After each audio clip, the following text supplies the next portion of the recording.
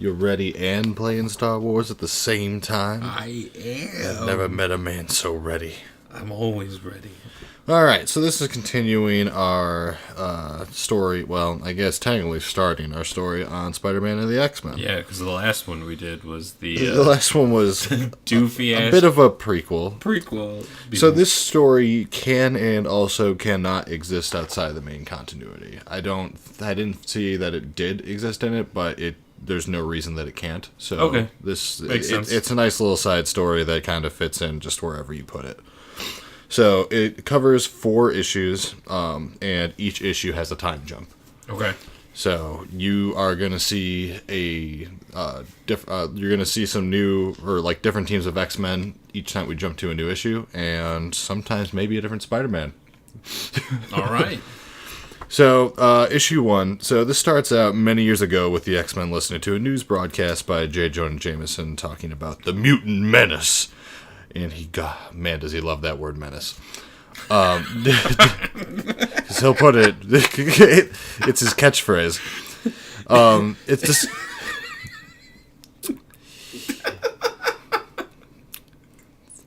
Man, does he love the word menace. I got a lot more funny stuff in here, man. I need this. I know, but just the way you said that. Alright, move on. Jonah is discussing an incident with the X-Men and the Hulk, and like that's what you can see in the broadcast. It's them fighting the Hulk and like the army surrounding them. Okay. And they were trying to get the Hulk out of the city, but the army opened fire, and the X-Men are being blamed for the conflict, because of course they are. Yes. Apparently Professor X was invited onto the program to discuss the mutants, but he canceled due to illness. Literally, Xavier never shows up in any of these.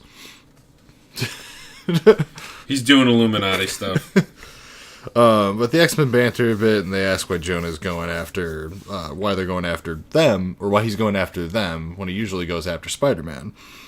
Likes to change it up a bit. And we got to some like random dude's apartment where he's watching the same broadcast, and Spidey is just watching through the window. Okay. Yeah. Dude, he looks like a pimp. There's no other way to describe it.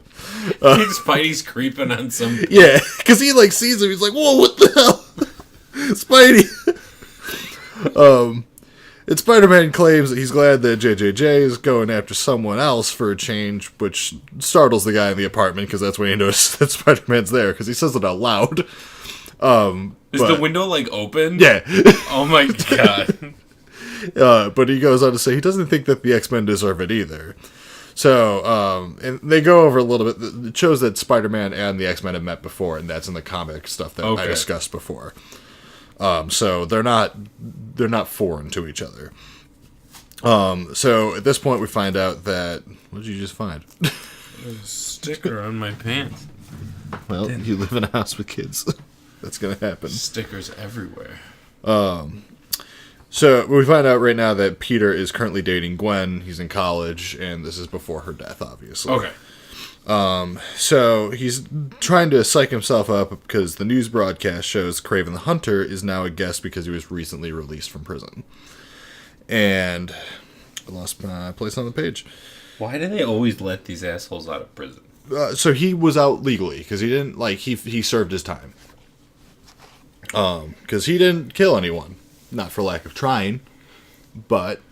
I guess.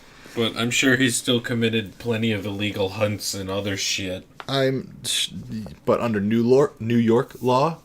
No. Fair enough. So, right now we find out that Peter and Gwen are supposed to be going out tonight, and he's hoping to just have a normal night with the girl he loves. So Kraven on the news broadcast claims he only went after Spider-Man because the authorities and Jameson labeled Spidey as an outlaw, though he admits he may have gone a little too far in pursuit of his goal. Throwing the shade. Yeah, really. Go, Kraven. So, he broke laws, he made mistakes, but now he's paid for them. He still intends to hunt down Spider-Man. He still intends to hunt down Spider-Man and take him in lawfully in the hopes of being forgiven by the public. He goes on to claim that Spider-Man is especially dangerous because Kraven believes that he is a mutant. I see where this is going. Back to the X-Men. They freak out because they're like, they know Spider-Man isn't a mutant because of all the stuff that I talked about before. So if you haven't watched a previous video, go watch that. If you want more. It's really dumb. It is. You're gonna hate it. It is horrible. But you should definitely and it's my favorite thing that we've done. But yeah, that's what they know, that Spider-Man's not a mutant. But either it doesn't matter, and they decide to go find Spidey themselves because Kraven is going to be hunting him. Okay. So they know that Kraven, just because his past, like, it's one thing for Spider-Man to be labeled as, a menace in his own right, but to be labeled as a mutant adds additional prejudice onto him, and they know what that feels like, so they're like, well, we're going to go and try to help him out. But they don't know that Spider-Man is Peter Parker. They don't know Peter Parker personally. They just know that they've met Spider-Man before, and they speculate that he's a kid about their same age. So where does this take place, like, in the timeline? Because I know that most of the X-Men don't know who Peter Parker is.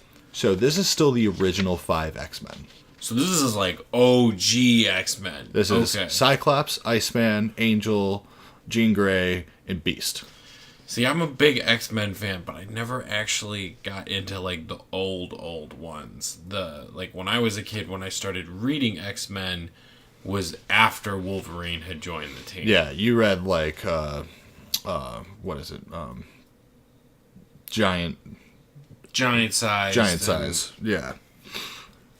Yeah, that's mostly what I read, too. I also read quite a bit of the Ultimate comics, but... I did read Ultimate, but I was never a huge fan of the Ultimate Universe. Anything that wasn't Spider-Man everything that awesome. wasn't Ultimate Spider-Man wasn't great. No. So, anyway, what am I talking about? Kraven. So Peter, on the other hand, decides not to suit up for the night because he's like, well, if I'm not Spider-Man, he can't find me, right? So he just start going out on his night, and he's walking with Gwen and Mary Jane, with one on each arm. He's not dating MJ. MJ is dating Harry right now, but Harry's not with them, and it's cold out. So she's like, well, I'm just going to stay warm next to your girlfriend, or next to your boyfriend, Gwen. Wait, is this still during the era when MJ's face is always hidden, or no? No. Okay. No. Everyone knows who she is, because she's been dating, this is after, like, they went to the dance or whatever, when she was unmasked. Or not unmasked, but we know who she was. Her face was actually shown. So yeah, she is currently dating Harry Osborn. She has been for a while. So like I said, Peter thinks as long as he doesn't suit up, Kraven has no chance of finding him. But Kraven is on a nearby rooftop as they're walking into like this nightclub, and he has already picked up Peter's scent. Well, I mean, he is Kraven. Exactly. It wasn't a shock. So the X-Men are nearby, and they're using Jean's telepathy to try to find Peter because they don't know what he looks like, and they're having a little bit of trouble. Okay. They decide he's probably in a civilian identity, and they try to have some fun in the meantime in the hopes of finding him. So they end up finding the club that Peter's in, but they don't pinpoint him, and it doesn't take long for Jean Grey to catch Flash Thompson's eye. Like he immediately goes up to ask her to dance, and Scott obviously does not appreciate that. Yeah. So like Scott tries to get up in his face, but Jean talks to him telepathically, and she's like, "No, this actually might be a good chance for me to scan the room," and he's like, "Fine." Come on, Scott. Chill your face lasers, bruh. And unknowingly... Does he have his shitty sunglasses on, or does he have a visor on? No, he has his, big honking sunglasses on. Is this at night or during day? It's evening. Okay. So he still looks like a douchebag. Got it. He's inside at the moment. With sunglasses on. It's not his fault. What do you want him to do? Walk around with a virus and say, hey, I'm that teenager that the army's after? I know. It just makes me laugh because he looks like such a dick. It makes him look more like a dick because they're red. Yeah. Oh, look at this guy. He's cool with the red sunglasses. What a douche. Yeah. Okay, so yeah, they unknowingly they're right next to Peter though. Okay. So they don't know that they're right next to Spider-Man, and the rest of the X-Boys ask Gwen and MJ to dance since Peter and Harry are having an argument. They turn down Warren because he was the one that went first, and grab Bobby and Hank to go dance with them. Oh, really? Yeah. This starts This starts a bit of an argument between literally all of them. It doesn't last long at all because Kraven just bursts through the door. He's like, Spider-Man! God damn it, Kraven, we're doing stuff here. All of our heroes rush to the bathroom to change, but Peter got there first and locked the door. Oh my god. So the other 5 of them were like, Do they have to go in one at a time? No, they just use Jean to, like, make everyone psychically look away from them while they change, and Peter changes by himself in the bathroom. And Kraven is just grabbing men at random and, like, sniffing them. You're not Spider-Man. That's not Spider-Man. So, it turns out Kraven suspected the X-Men may come to help since he called Spider-Man out as a mutant and brought the Blob, just in case. What? Hang in there. This is all going to add up really fast. Oh my god. I hate Blob. I said it seems a little suspicious to bring a wanted criminal mutant to hunt a supposed mutant while you're saying you're gonna do things illegally. But what do I know? Yeah. But Bobby ices Kraven, and before the Blob barely gets a chance to talk, Spidey comes in and webs his mouth shut. It's kind of his MO. He's always talking. Yeah. But nobody else is allowed. So, this is when the team-up officially begins, and the rest of this issue is going to go by like lightning. Okay. Because it's all visual stuff that's happening from here on out, basically. Yeah. So, Blob gets blasted on the street, Cyclops,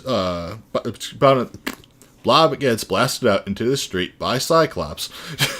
And Kraven sees Jean as the biggest threat, so he goes after her first and knocks her out. Bobby goes to protect Jean, but Kraven hits Iceman with what I can only describe as nipple lasers.